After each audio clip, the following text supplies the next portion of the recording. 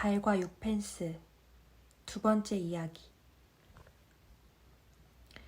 때로 어떤 사람은 자기가 살았던 시대를 넘어서 전혀 낯선 시대에 이르기까지 상당히 오랫동안 살아남는 수가 있다. 그러면 호기심 많은 사람들은 인간 희극 가운데에서 가장 기이한 광경 하나를 목격할 수 있게 된다. 가령 오늘날 누가 조지 크랩을 기억하겠는가? 그는 자기 시대의 유명한 시인이었고 사람들은 하나같이 그의 천재성을 인정했었다. 현대인의 삶이 훨씬 복잡다단해져 사람들의 마음이 하나가 되는 일은 이제 아주 드물게 되었지만 말이다. 그는 알렉산더 포프의 문화에서 시 작법을 배워 이행식 아분시키는 형식으로 교훈시를 썼다. 그러자 프랑스 혁명과 나폴레옹 전쟁이 터졌고 시인들은 새로운 노래를 부르기 시작하였다. 하지만 크랩 시는 계속해서 이행아분의 교훈시를 썼다. 그도 세상을 온통 뒤흔들어 놓고 있던 젊은이들의 시를 읽었을 것임에 틀림없다. 아마 그들의 시를 형편없다고 보았을지 모른다. 하기야 형편없는 시들도 많았다. 하지만 키츠나 워즈워스의 명상시들, 콜리지의 시 한두 편, 그리고 그 밖에 셸리가 쓴 시들은 일찍이 아무도 발디디지 못했던 광대한 정신의 영역을 발견했다고 할 수 있다. 크랩 시는 죽은 사람이나 다름없었지만 그래도 여전히 이행아분의 교훈시를 썼던 것이다. 나로 말하면 지금까지 젊은 세대의 글을 닥치는 대로 읽어왔다. 그들 가운데에는 아마도 키츠보다 더 열렬하고 셸리보다 천상에 더 가까이 간 시인이 있어 벌써 세인이 기억하고 싶어할 만한 시들을 발표했는지도 모르겠다. 나로선 알 수 없다. 나는 그들의 세련됨에 감탄을 금치 못하거니와 젊은 나이에 벌써 너무 완숙하여 전도 유망하다는 말이 오히려 우스꽝스러울 지경이다. 그들이 보여주는 문체의 절묘함에 놀라지 않을 수 없다. 하지만 그들이 쓰는 말이 아무리 풍부하다고 하여도 요람에서부터 가지고 놀지 않았나 하는 생각이 들 지경이다. 그들이 내게 해주는 말은 하나도 없다. 내가 보기에 그들은 아는 것이 너무 많고 느끼는 것도 너무 분명하다. 나는 그들이 허물없이 내 등을 두들기는 태도나 내 가슴을 향해 격정적으로 뛰어드는 그런 감정을 견딜 수 없다. 내게는 그들의 열정이 어딘지 빈혈 증세처럼 느껴지고 그들의 꿈도 약간 따분하게 여겨진다. 나는 그들이 마음에 들지 않는다. 하기야 나도 이제 한물 간 사람일지 모른다. 그래도 나는 계속해서 이행아분의 교훈시를 쓰겠다. 내가 나 자신의 즐거움 아닌 어떤 것을 위해 글을 쓴다면 정말 세상에 둘도 없는 바보가 아니겠는가. 3장. 하지만 이런 이야기는 죄다 본론에서 벗어난 이야기이다. 내가 첫 책을 쓴 것은 아주 젊었을 때였다. 운이 좋았는지 그 책이 사람들의 관심을 끌었고 많은 사람들이 나와 알고 지내려고 했다. 내가 처음 런던의 문단에 소개되었던 그 수줍음 많고 호기심 많던 때를 이것저것 되돌아보노라니 어쩐지 서글픈 마음을 금할 수 없다. 내가 문단을 드나들던 때가 벌써 오래전이거니와 요즘 문단의 기이한 현상을 묘사하고 있는 소설들이 정확하다면 그것도 이제 많이 변한 모양이다. 우선 모이는 동네부터가 다르다. 전에는 햄스테드, 노팅힐 게이트, 하이스트리트, 캥징턴 등이었지만 이제는 첼시와 블룸즈버리로 바뀌었다. 그때만 해도 40 이하의 나이는 일종의 영예였지만 이제는 25 이상이면 말도 안 되는 나이다. 그 당시 우리는 다들 감정을 표현하는 일에 수줍어했던 듯하고 웃음거리가 될까봐 내놓고 잘난 척하지도 못했다. 이들 고상한 보헤미안들의 세계에 정절 같은 것을 대단하게 여기는 문화가 있었다고는 생각하지 않지만 오늘날 만연해 보이는 천박한 난잡성은 없었던 것으로 기억한다. 우리는 점잖은 침묵의 휘장으로 우리들의 기행을 가리는 것을 위선이라 생각지 않았다. 어떠한 것도 노골적으로 언급하지 않았다. 여성은 아직 자기 본연의 가치를 다 드러내지는 않고 있었다. 나는 빅토리아 역 근처에 살았다. 나를 환대해주던 문인들의 집을 찾아 버스를 타고 먼 길을 다녔던 생각이 난다. 나는 초인종을 누를 용기를 내느라고 한참이나 길을 오르락 내리락 했다. 그런 다음 잔뜩 주눅이 든 채 바글거리는 사람들 때문에 공기가 혼탁해진 방으로 안내되어 들어갔다. 그러고는 이 사람 저 사람 유명 인사들에게 소개되었다. 다들 내 책에 대해서 친절하게 말해주었는데 그 때문에 더 쑥스러워 몸둘 바를 몰랐다. 그들은 내가 똑똑한 말을 하기를 기대하는 것 같았다. 하지만 나는 파티가 끝날 때까지 멋진 말은 말 한마디도 생각해내지 못했다.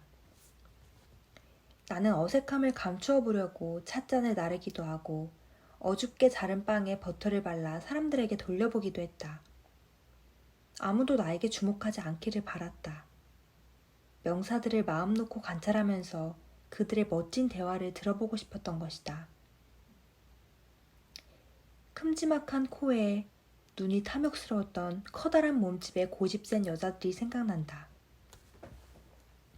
이들은 마치 갑옷처럼 옷을 차려입고 있었다. 목소리는 상냥하면서 눈빛이 영악했던 조그만 몸집의 생쥐 같은 독신녀들도 생각난다. 장갑을 낀 채 버터 바른 토스트를 먹는 이들의 고집스러움에 나는 얼마나 반했는지 모른다.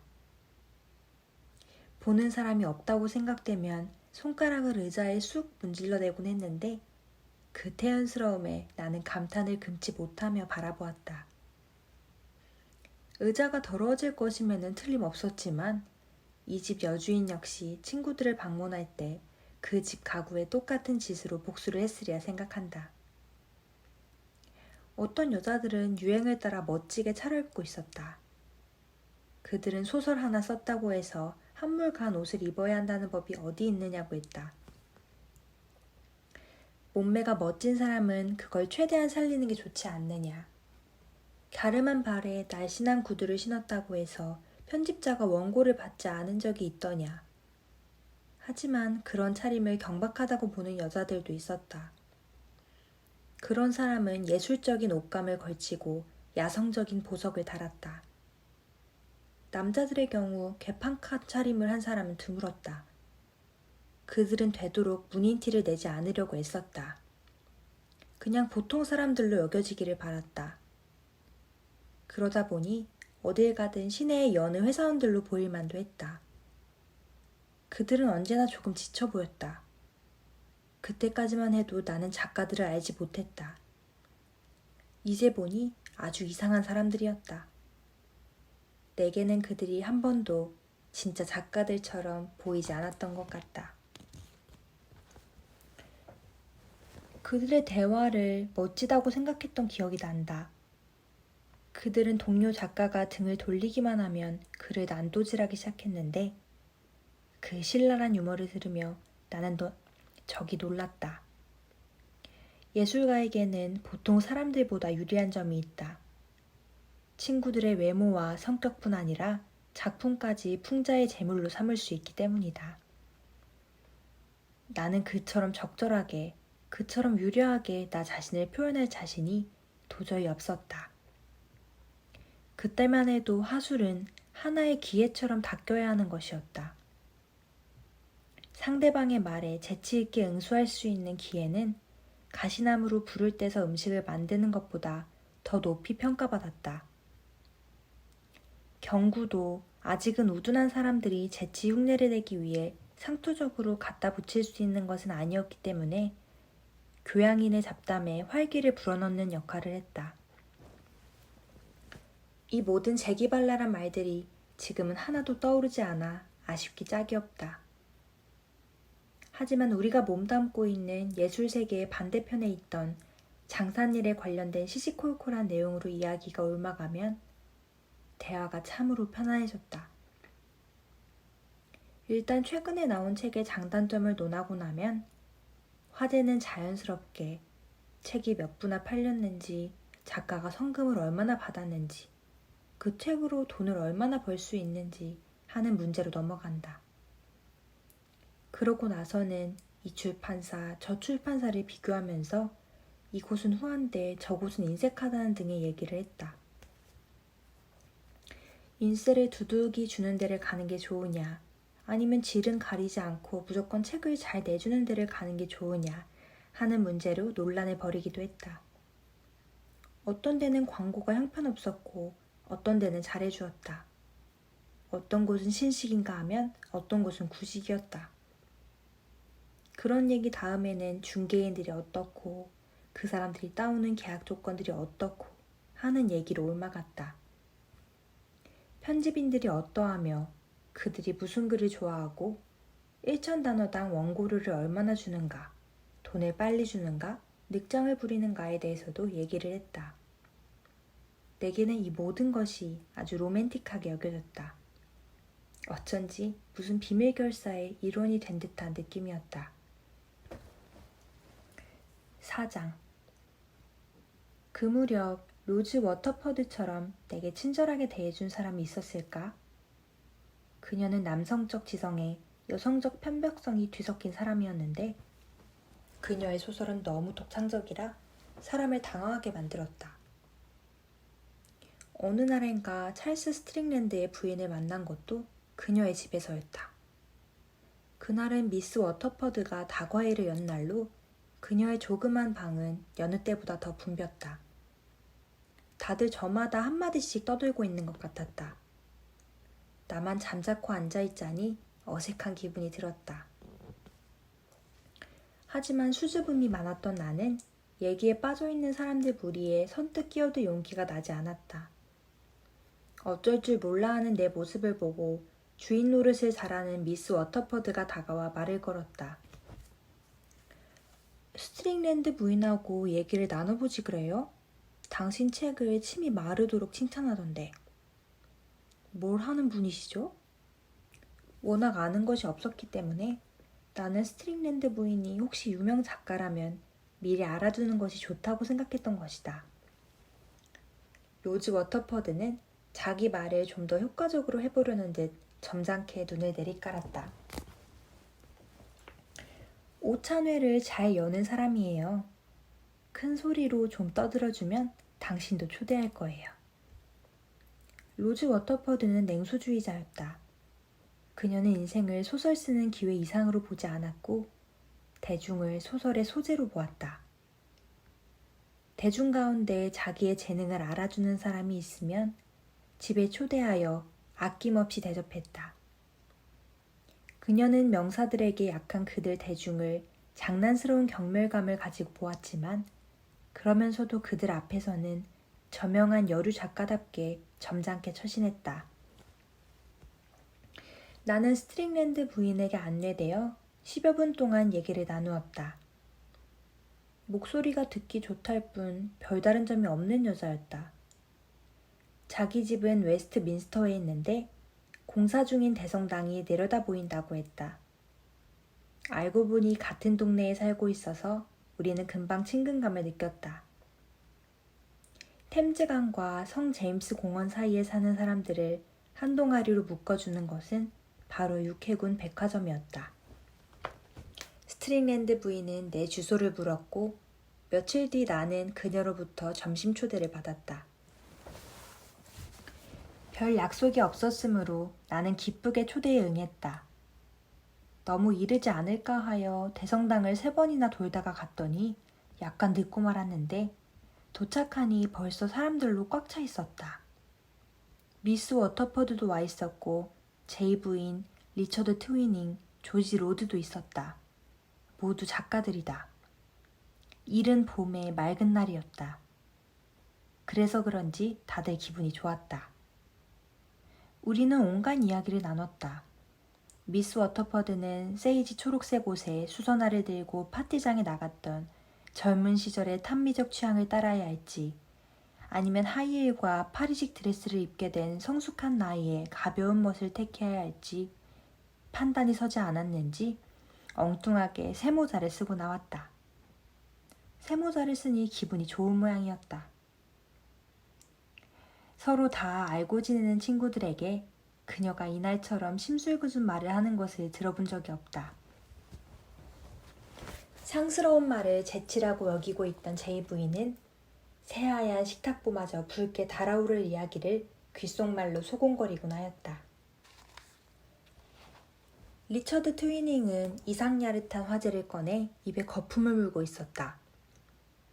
조지 로드는 되먹지 않은 말로 잘난 척하고 싶지 않다는 듯 음식을 집어넣을 때 말고는 입을 열지 않았다.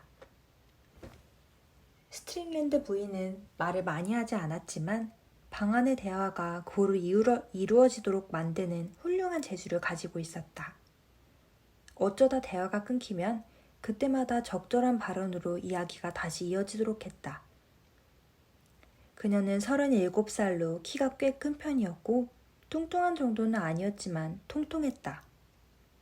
예쁘다고는 할 수 없었지만 상냥한 갈색 눈 덕분인지 얼굴 인상이 사람을 기분 좋게 만들었다. 혈색은 창백한 편이었다. 검은 머리는 공들여 단장했다. 그 자리에 있던 여자 3명 가운데 화장을 하지 않은 사람은 그녀뿐이었다. 그 점이 다른 여자들과 대조되어 소박하고 꾸밈없어 보였다. 식당은 당시의 훌륭한 취향을 보여주고 있었다. 벅수수했다. 흰나무로 징두리 판벽을 높게 붙이고 초록색 벽지를 바른 벽 위에는 산뜻한 검은 액자에 끼운 히슬러의 동판화가 몇 장 걸려 있었다. 공장 무늬가 찍힌 초록색 커튼이 가지런히 걸려 있고 숲속을 뛰노는 흰 토끼 무늬가 든 초록색 양탄자에는 윌리엄 모리스의 영향이 보였다.